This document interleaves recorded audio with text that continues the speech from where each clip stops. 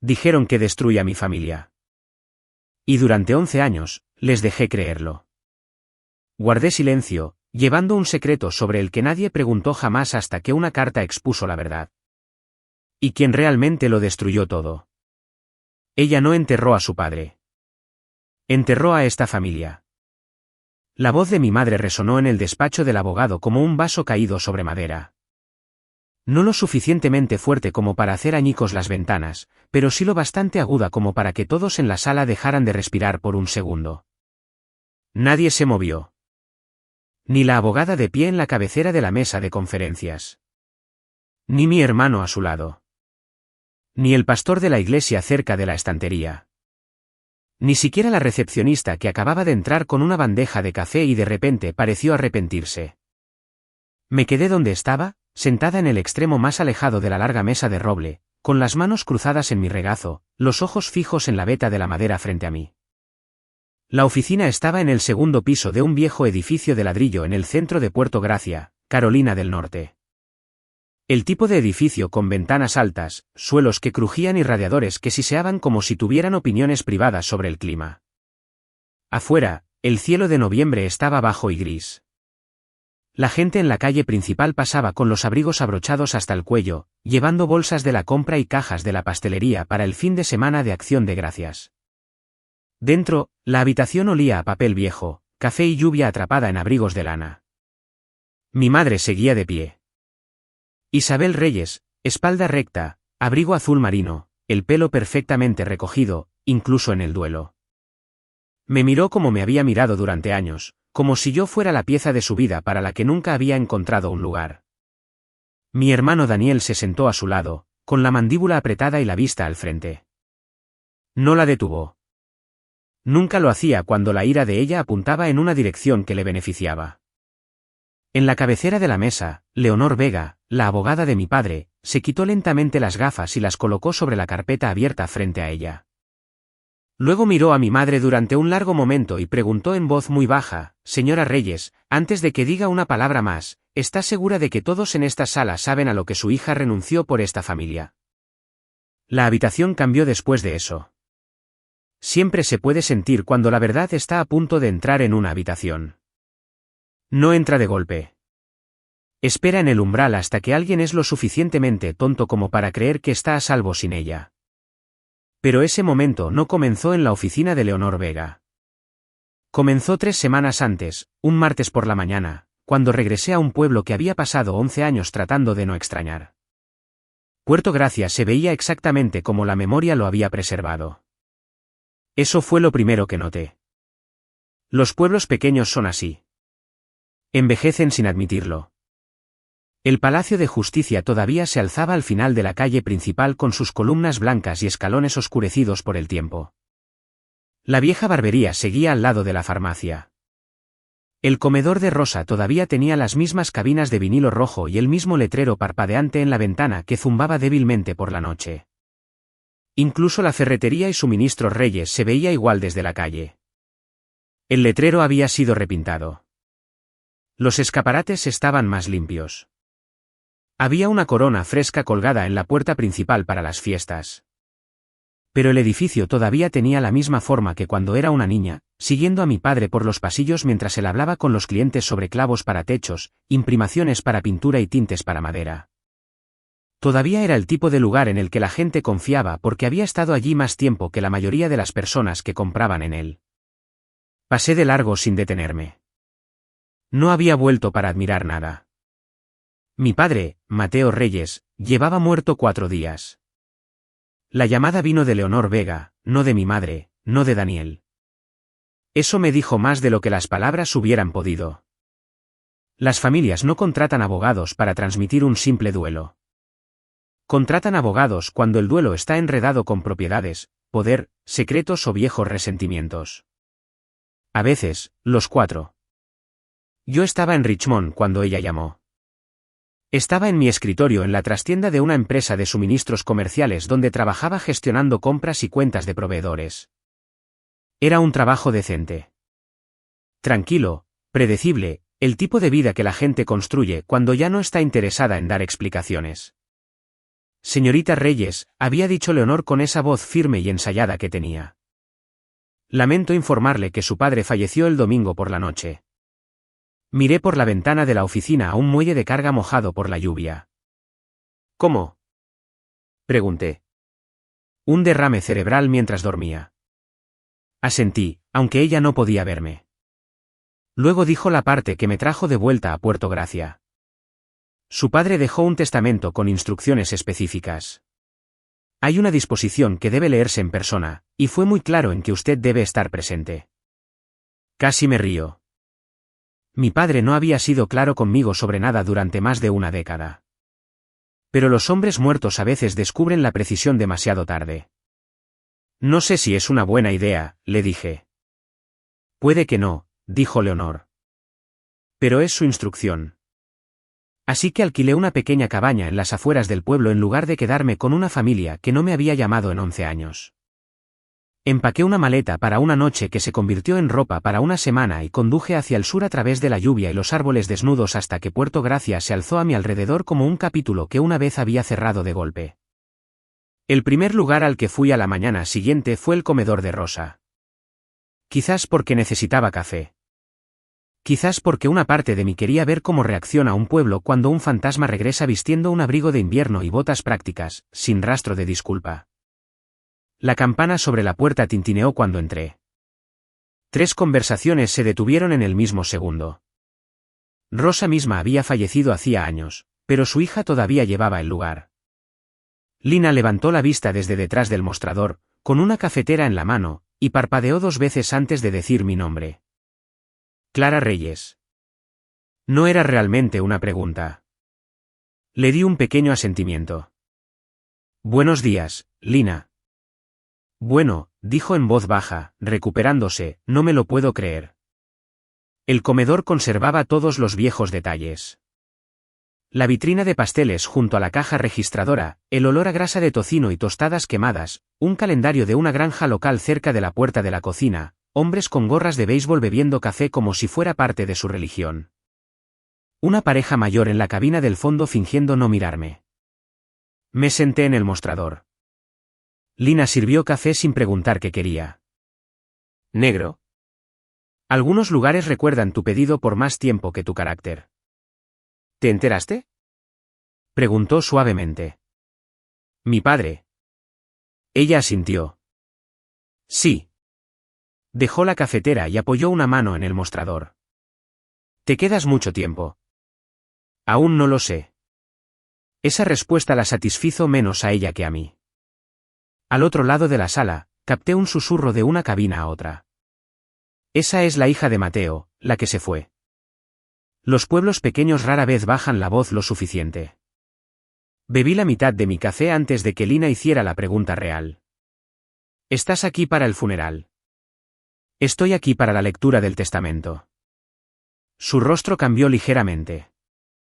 No preocupado, solo interesado de la manera en que la gente se interesa cuando la tristeza empieza a sonar cara. Para cuando pagué y salí de nuevo a la calle principal, Puerto Gracia sabía que había vuelto. Al mediodía, mi hermano sabía dónde me alojaba. Llamó a la puerta de la cabaña poco después de las 3 de esa tarde. Daniel Reyes tenía la altura de mi padre y la contención de mi madre. A los 39 años, parecía el tipo de hombre en el que la gente del pueblo confiaba para presupuestos, comités de reparación de la iglesia y conversaciones difíciles. Llevaba una chaqueta de trabajo marrón sobre una camisa de botones planchada, y había serrín en una manga de la tienda. Ese detalle me golpeó más de lo que debería. Significaba que había venido directamente de la ferretería Reyes, el lugar que todos siempre asumieron que algún día le pertenecería. Abrí la puerta y esperé. No sonrió. ¿Te ves bien? Tú te ves igual. Lo asimiló sin expresión. El viento movía hojas muertas por la grava a nuestros pies. Oí que estuviste en lo de Rosa, dijo. Así es como suele funcionar este pueblo. Su boca se tensó. No estoy aquí para discutir. Apoyé un hombro en el marco de la puerta. Entonces esto debería ser rápido. Miró más allá de mí hacia la cabaña, luego de nuevo a mí. Si estás aquí para impugnar el testamento, no lo hagas. ahí estaba. Sin duelo, sin una incómoda preocupación entre hermanos, sin mencionar a nuestro padre como hombre. Solo propiedad, solo posicionamiento. No he impugnado nada. Papá construyó ese negocio para esta familia. Le sostuve la mirada. Sé lo que construyó. Te alejaste de él. Podría haber respondido de una docena de maneras. Podría haberle preguntado si esa era la historia que se contaba a sí mismo o la que nuestra madre pulía para las visitas. Podría haberle recordado que irse y ser empujado hacia la puerta son primos, no gemelos. Pero los años te enseñan la diferencia entre las conversaciones que revelan y las que se repiten. Así que solo dije, tu abogada me llamó. Por eso estoy aquí. Estudió mi rostro como si buscara codicia y no la encontrara. Eso pareció molestarle más que si hubiera mostrado algo. Pase lo que pase el viernes, dijo, no hagas esto más feo de lo que ya es. Luego se dio la vuelta y caminó de regreso a su camioneta. Lo vi alejarse y pensé lo que había pensado sobre mi familia durante años. Siempre estábamos en nuestro peor momento cuando pretendíamos discutir asuntos prácticos. El funeral se celebró el jueves en la primera iglesia bautista.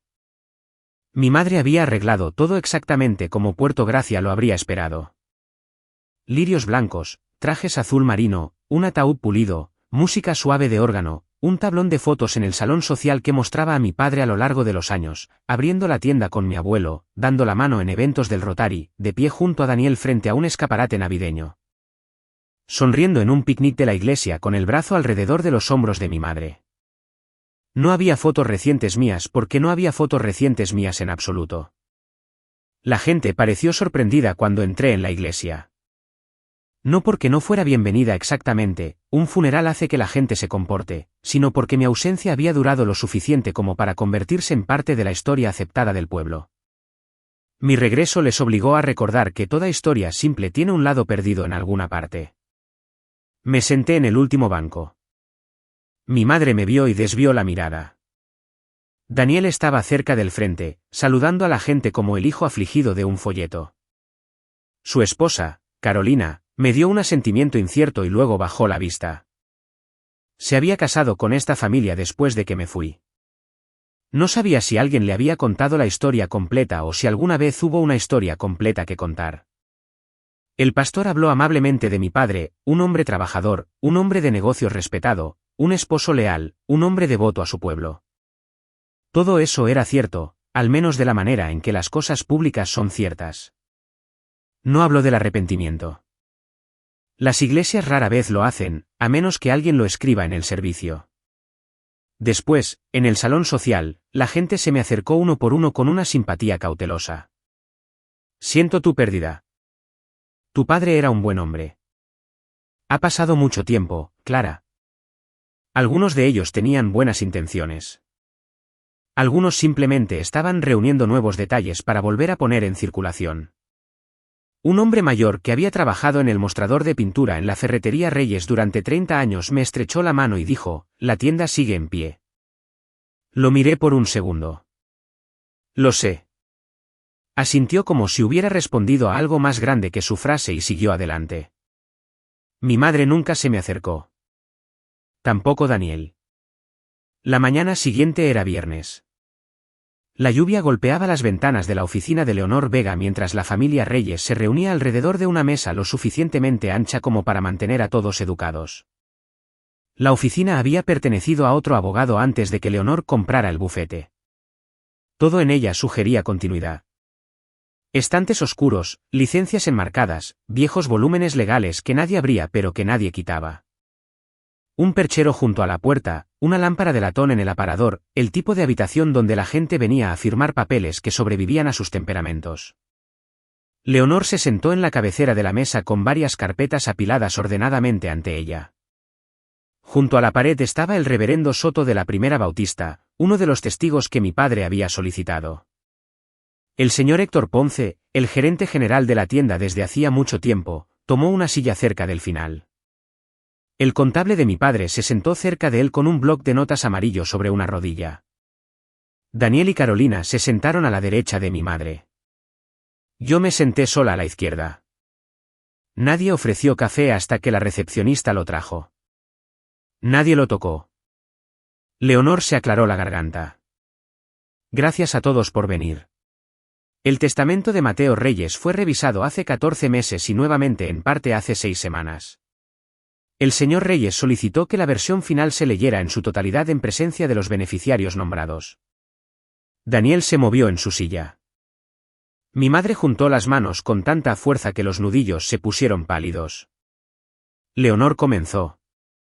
La casa en Cedar Lane permanecería a nombre de mi madre por el resto de su vida.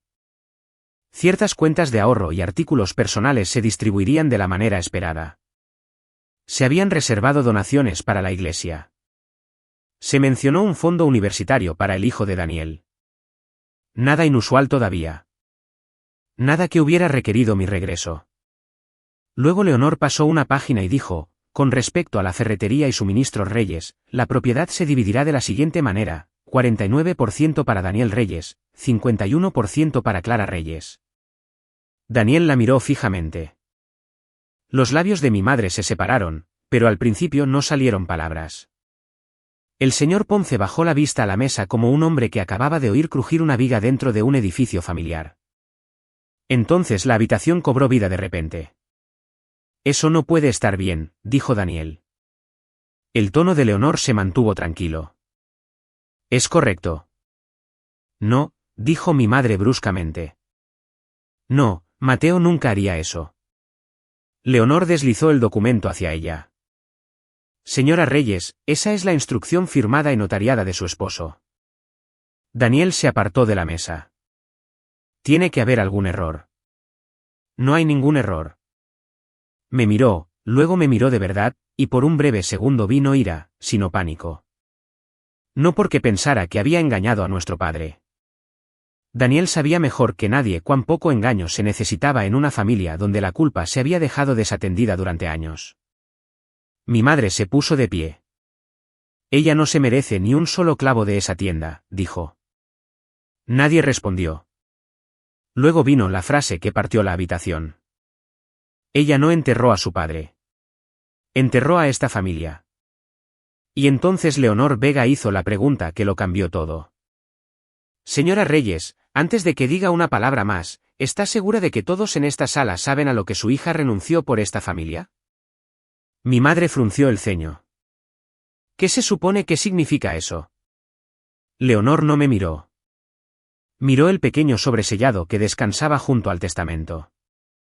Hay una declaración adicional, dijo. Su esposo dejó instrucciones de que se abriera solo si el lugar de Clara en este asunto era cuestionado. La silla de Daniel raspó mientras se sentaba lentamente. Mi madre permaneció de pie. Leonor rompió el sello. Lo primero que sacó fue una carta escrita a mano con la letra inclinada y deliberada de mi padre. Lo segundo fue un grueso paquete de documentos sujetos con pestañas legales. Lo tercero fue un juego de registros bancarios. Lo cuarto fue un viejo informe financiero interno con el membrete de la ferretería Reyes en la parte superior. La lluvia en las ventanas sonaba más fuerte.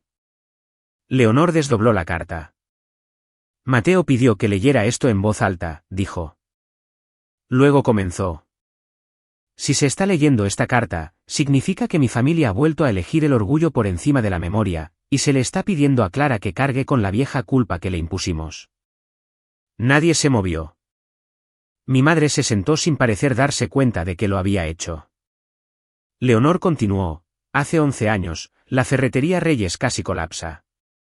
La historia que se contó en el pueblo fue que Clara tomó una decisión imprudente, le costó dinero al negocio y se fue cuando llegaron las consecuencias. Esa historia era falsa. Daniel cerró los ojos por un breve segundo. Yo mantuve los míos abiertos. Leonor siguió leyendo. Las pérdidas de ese año fueron causadas por la inversión no revelada de Daniel de fondos de la compañía en el terreno de desarrollo de Hawthorne y por informes internos alterados destinados a ocultar la exposición hasta que el acuerdo de tierra se recuperara. No se recuperó. El señor Ponce hizo un pequeño sonido involuntario en su garganta. No lo sabía, o si lo había sospechado, nunca le habían dicho lo suficiente para confirmarlo. Carolina se volvió hacia su esposo con el rostro pálido. Mi madre susurró, ¿Mateo? Pero Leonor siguió leyendo. Cuando el banco se preparó para actuar y cuando se discutieron posibles investigaciones de fraude, Clara aceptó firmar el acuerdo de responsabilidad civil presentado por el abogado. También aceptó dejar la ferretería Reyes y aceptar la culpa pública por las pérdidas para que Daniel pudiera permanecer en su puesto, el negocio pudiera retener la confianza de la comunidad y la casa familiar, que Isabel había puesto como garantía, no se perdiera. La carta tembló solo una vez en la mano de Leonor, luego se estabilizó. Tenía 23 años. El silencio llenó la habitación tan completamente que pude oír el tic-tac del radiador junto a la pared. Daniel habló primero, pero su voz había perdido la forma con la que había entrado. Eso no. No fue así. Leonor levantó una mano. Hay documentos. Dejó la carta y abrió el paquete de documentos. Uno por uno, colocó los papeles sobre la mesa y los nombró mientras lo hacía. Una autorización de transferencia interna con la firma de Daniel. Discrepancias contables resaltadas en rojo. Un memorando del banco. Un acuerdo de conciliación. Un documento que liberaba a Clara de cualquier participación futura en la ferretería Reyes. Prueba de que la casa de mi madre había estado en riesgo. Prueba de que no se presentaron cargos penales después del acuerdo civil. Luego deslizó hacia adelante una pila de registros de transferencias de dinero. El señor Reyes también proporcionó documentación, dijo, que muestra que Clara realizó pagos a la cuenta de liquidación durante 7 años después de dejar Puerto Gracia. Daniel miró los registros como un hombre que mira su propia sombra después de olvidar que existía. Mi madre me miró, no con ira esta vez, ni siquiera con incredulidad. Era algo peor que cualquiera de esas dos cosas, reconocimiento.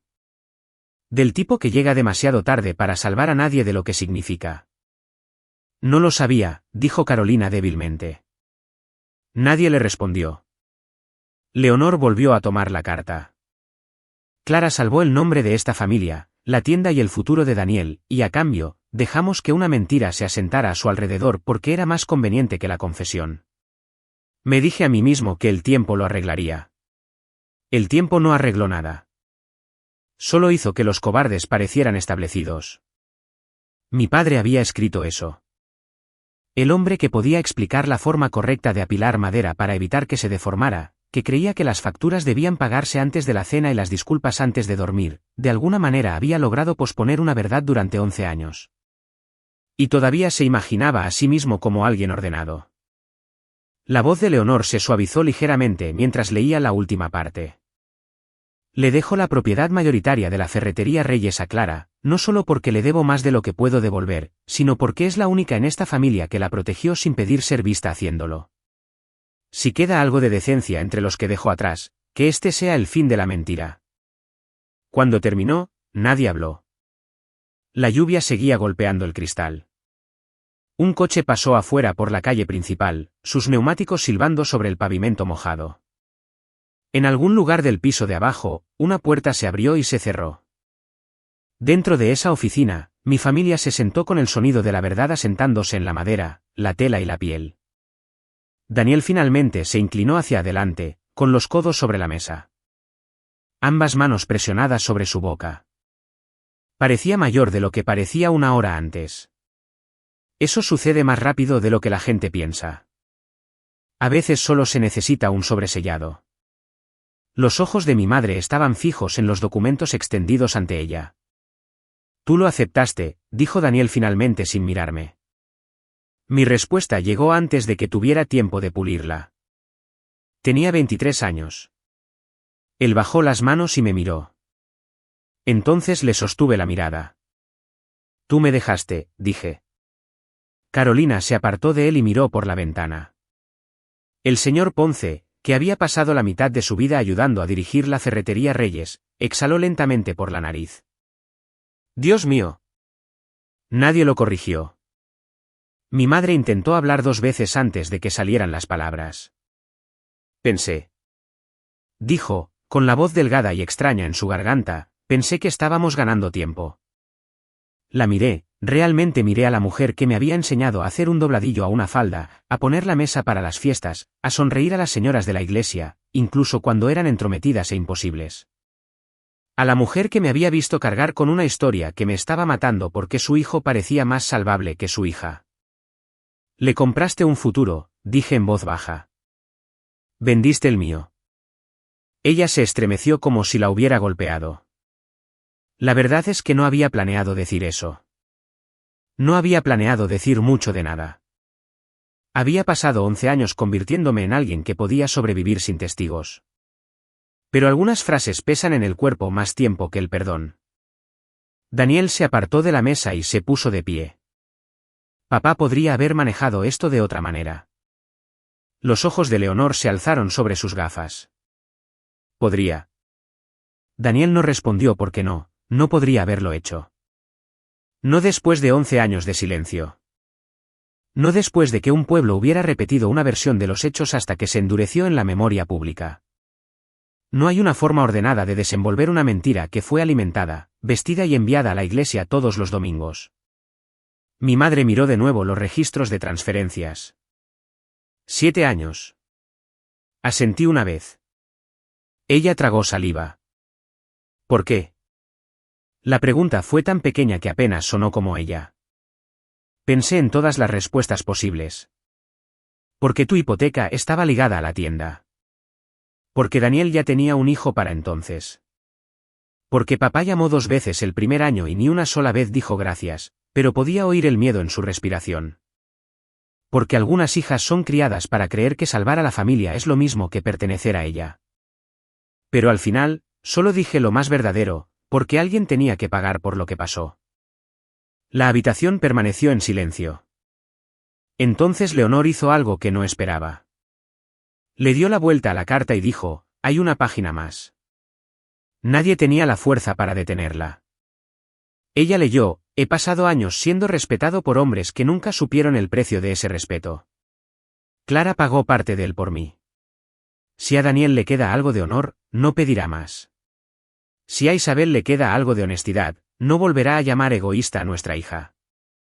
Y si Clara no quiere nada de nosotros después de esto, se lo habrá ganado también. Mi madre bajó la cabeza. Daniel se sentó de nuevo lentamente, pero su certeza se había ido.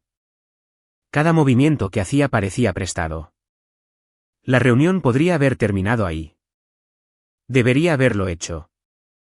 Legalmente, quedaba poco por disputar. Las instrucciones de mi padre eran claras. La transferencia de propiedad se mantenía. El documento respaldaba el razonamiento, le gustara a quien le gustara. Pero las familias no dejan de sangrar porque el papeleo esté en orden. Daniel se aclaró la garganta. ¿Y ahora qué? Le preguntaba a Leonor, pero sus ojos estaban en mí. Pensé en la ferretería Reyes, los pasillos estrechos, el olor a cuerda cortada y fertilizante, la oficina de atrás donde mi padre solía guardar las facturas apiladas en cuadrados perfectos. El almacén donde Daniel y yo solíamos construir fuertes con cubos de pintura y cartón antes de que fuéramos lo suficientemente mayores para entender el dinero, el orgullo y qué hijo una familia podría decidir en silencio que era más sobrevivible. Entonces respondí, ahora dejamos de mentir. Nadie se opuso. Continué, no porque quisiera hablar, sino porque si salía de la habitación sin decirlo, el silencio se volvería en mi contra más tarde. No voy a vender mi parte, dije. Tampoco voy a llevar a esta empresa a una guerra consigo misma. Habrá una auditoría completa. Cada cuenta, cada contrato con proveedores, cada línea de crédito. Daniel puede quedarse si los libros están limpios y se mantienen limpios. Si no lo están, se va. Daniel abrió la boca, luego la cerró de nuevo. Miré a Leonor. ¿Se puede hacer eso? Se puede, dijo ella. Asentí. Bien. Luego me volví hacia el señor Ponce. Usted ha estado allí más tiempo que cualquiera de nosotros. Me gustaría que estuviera presente en cada revisión. Él parpadeó una vez, sorprendido. De acuerdo. Un porcentaje de las ganancias cada año, dije, irá a un fondo de becas para oficios en nombre de mi padre para los chicos locales. Fontanería, electricidad, carpintería, soldadura, lo que quieran construir. ¿Por qué eso? No estaba segura. Quizás porque sabía exactamente lo que se sentía ser joven y útil y no ser valorado correctamente. Quizás porque mi padre respetaba más a los artesanos que a los sentimientos, y los hombres muertos al menos deberían ser recordados en un lenguaje que entendían. Leonor tomó una nota. Daniel miraba la mesa. ¿Realmente pensaste en todo esto? Lo miré. He tenido 11 años. Eso fue lo más cruel que dije en todo el día, e incluso entonces solo era aritmética. Para cuando terminó la reunión, la tarde había comenzado a desvanecerse hacia la noche. La luz de invierno de Puerto Gracias siempre desaparecía temprano, como si incluso el sol tuviera otros compromisos. La gente se levantó lentamente. El señor Ponce recogió su abrigo y me dirigió una mirada que contenía disculpa, respeto y confusión, todo a la vez. El reverendo Soto me tocó el hombro al pasar y dijo en voz baja: «Tu padre debería haber dicho la verdad antes». «Sí», dije. «Debería haberlo hecho». Carolina salió de la habitación sin esperar a Daniel.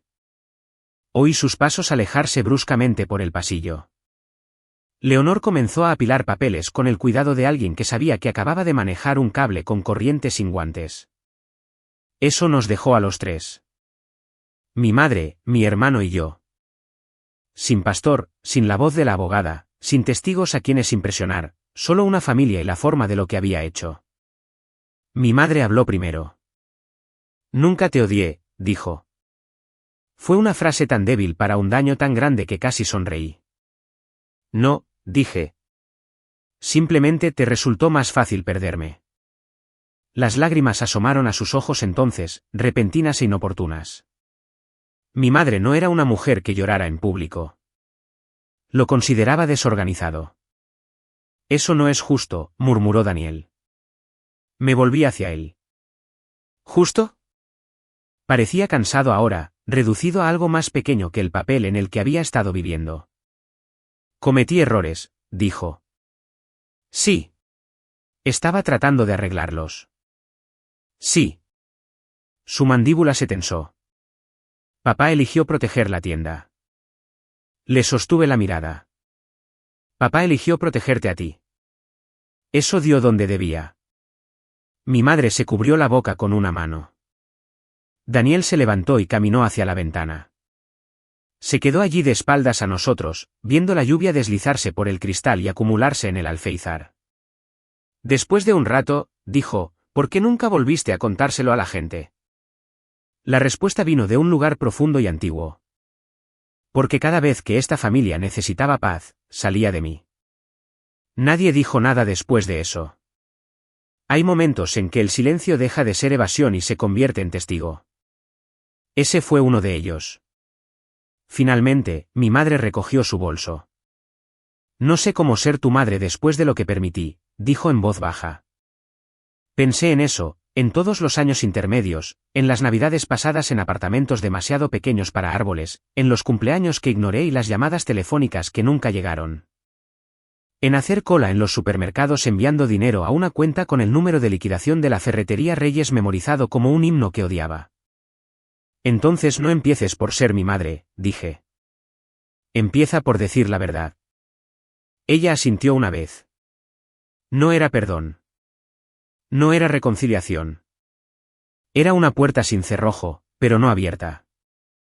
Salí de la oficina antes que cualquiera de ellos. La calle principal estaba mojada y casi a oscuras. Las luces de los escaparates brillaban amarillas sobre el pavimento. Unas pocas personas se movían por las aceras con paraguas inclinados contra la llovizna. En algún lugar de la manzana, alguien estaba colgando luces de Navidad a lo largo de un toldo. Los pueblos pequeños rara vez se detienen por un colapso privado. Ponen coronas de todos modos. Me quedé bajo el toldo de la oficina de la abogada por un minuto y miré al otro lado de la calle hacia la Ferretería Reyes. Los escaparates de la tienda reflejaban la noche de vuelta hacia mí. Por un segundo, todo lo que pude ver fue mi propia silueta en el cristal. Luego el ángulo cambió y pude ver a través de él hacia los pasillos más allá. El lunes siguiente, entré por esas puertas principales por primera vez en 11 años. La campana sobre la puerta sonó de la misma manera que siempre lo había hecho. El olor me golpeó primero. Polvo de madera, mangueras de goma, aceite de motor, pintura, metal. Era el olor de mi infancia y el olor de la mentira que le siguió. Es curioso cómo esas cosas pueden vivir en el mismo aire. Un joven empleado en la caja registradora levantó la vista y se quedó helado. El señor Ponce salió de la trastienda con un portapapeles. Se detuvo en seco cuando me vio, luego se recuperó más rápido que la mayoría. «Buenos días», dijo. «Buenos días». La tienda estaba tranquila a esa hora tan temprana. Un granjero con una chaqueta encerada estaba comparando cubos de pienso cerca de la parte de atrás. Dos contratistas discutían amistosamente sobre brocas junto a las herramientas. En algún lugar, una radio ponía música country a bajo volumen desde detrás de un estante de alargadores. No fui a la oficina de mi padre. No me senté detrás del escritorio. Caminé por la tienda en su lugar. Pasé por fontanería, por electricidad, por pintura y ferretería y suministros de jardín. Pasé los dedos por el borde de un estante que solía reponer en el instituto. Revisé las etiquetas de precios. Hice preguntas sobre los horarios de los proveedores, los retrasos en los envíos, el software de inventario, los palés dañados en el almacén trasero. El trabajo es un idioma. Si lo hablas lo suficientemente bien, la gente deja de preguntar si perteneces. Al mediodía, los empleados me miraban de otra manera. No como la hija descarriada de Mateo Reyes. No como la mujer de la oficina del abogado. Como alguien que conocía la tienda, que realmente la conocía. Eso importaba más de lo que la simpatía jamás lo haría. Daniel llegó justo después del almuerzo. Entró por la puerta lateral desde la zona de carga, me vio en el pasillo de los sujetadores con el portapapeles en la mano y se detuvo. No había ira en su rostro esta vez, solo una especie de cautela agotada, como si finalmente hubiera entendido que el viejo acuerdo se había acabado y que nada ruidoso que hiciera podría traerlo de vuelta. «Tenemos que revisar las cuentas de los proveedores», dije. Él asintió una vez. «De acuerdo». Así fue como comenzó. No con una disculpa, no con una escena, con facturas. Mi madre pasó por la cabaña 3 días después. El anochecer ya se había instalado. Abrí la puerta y la encontré sosteniendo una caja de cartón contra su abrigo como algo frágil y atrasado. «No me quedaré», dijo. Me hice a un lado de todos modos. Entró, dejó la caja en la mesa de la cocina y se quitó los guantes lentamente. La lámpara de la cabaña arrojaba un suave charco amarillo por la habitación. Afuera, el viento se movía entre los árboles desnudos con ese sonido seco de noviembre, como papel que se pasa de hoja. «¿Qué es?», pregunté. «Cosas que debería haberte dado hace mucho tiempo». Dentro de la caja había pedazos de una vida que había dejado de esperar que alguien recordara. Mi primera placa de identificación de empleada de la ferretería Reyes. Una fotografía mía a los 19 años, de pie en el almacén con un lápiz detrás de la oreja y polvo en mis vaqueros. 3 cartas que había enviado a casa durante los 2 primeros años después de irme. Abiertas, dobladas y guardadas, aunque nunca respondidas. Y una foto de mi padre y yo en el patio de maderas cuando yo tenía quizás 10 años. Ambos entrecerrando los ojos al sol, su mano descansando en mi hombro como si siempre hubiera pertenecido allí. Mi madre observaba mi rostro. «Leí esas cartas», dijo, más de una vez. No dije nada. No sabía cómo responderlas, añadió. Esa era la tragedia de mi madre en una frase. Confundió la incertidumbre con el permiso para no hacer nada. Finalmente, se sentó a la mesa de la cocina y miró alrededor de la habitación como lo hace la gente cuando busca valor en objetos ordinarios. «El pueblo lo sabrá pronto», dijo. «Sí. Yo se lo diré». La miré entonces. No era una promesa dramática. No lo dijo como redención. Lo dijo como una mujer que finalmente acepta el costo de haber preferido el silencio. «Bien», dije. Sus ojos se llenaron de nuevo, pero no lloró. En la puerta, se detuvo con una mano en el pomo. «Tu padre te quería», dijo. Pensé en la carta, la tienda, los 11 años intermedios, el peso del amor que elige la cobardía y aún espera ser llamado amor. «Lo sé», dije. Ese no era el problema. Ella asintió como si lo entendiera. Quizás por primera vez lo hizo. La verdad se movió por Puerto Gracia de la manera en que toda verdad lo hace en los pueblos pequeños, no en un solo anuncio, sino en fragmentos llevados de un lugar a otro hasta que nadie recordaba quién lo dijo en voz alta primero. Para el domingo, la gente en la iglesia me miraba con un tipo diferente de incomodidad. Para el martes, un hombre en la gasolinera dijo, tu padre debería haber arreglado las cosas antes. Para el miércoles, Lina en el comedor de Rosa me sirvió el café y dijo, este pueblo te debe algo mejor de lo que te dio. Le di las gracias y bebí en silencio. No porque no sintiera nada, sino porque no tiene sentido recoger disculpas de personas que se sentían perfectamente cómodas sin los hechos. El verdadero trabajo estaba en la tienda. La auditoría comenzó. Algunas cuentas estaban desordenadas, pero eran salvables. Daniel hizo lo que le pedí sin discutir. Eso, más que nada, me mostró cuán completamente se había movido el suelo bajo sus pies. El orgullo es ruidoso hasta que es acorralado por las pruebas. Entonces se vuelve cooperativo con zapatos muy prácticos. Estábamos cerrando una tarde, una semana antes de Navidad, cuando Daniel se quedó después de que el último empleado se fuera. Las luces de la tienda zumbaban sobre nosotros. Afuera, el tráfico de la calle principal se había reducido a casi nada. A través de los escaparates delanteros, podía ver las luces navideñas reflejadas en la oscuridad húmeda. Se paró junto al mostrador donde nuestro padre solía clasificar los recibos. Me dije a mí mismo que eras más fuerte que yo, dijo. Yo seguía cerrando el cajón de la caja registradora. Eso es conveniente. Él asintió sin humor. Sí. Esperé. Se miró las manos. La noche que papá se enteró del trato de las tierras. Pensé que me iba a echar de la casa. Recordaba esa noche. Los gritos detrás de la puerta de la oficina. Mi madre llorando en la cocina. El rostro de mi padre gris como el cemento.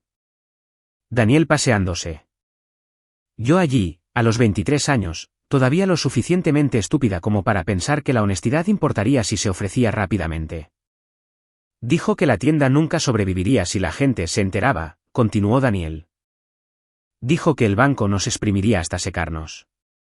Mamá estaba aterrorizada por la casa.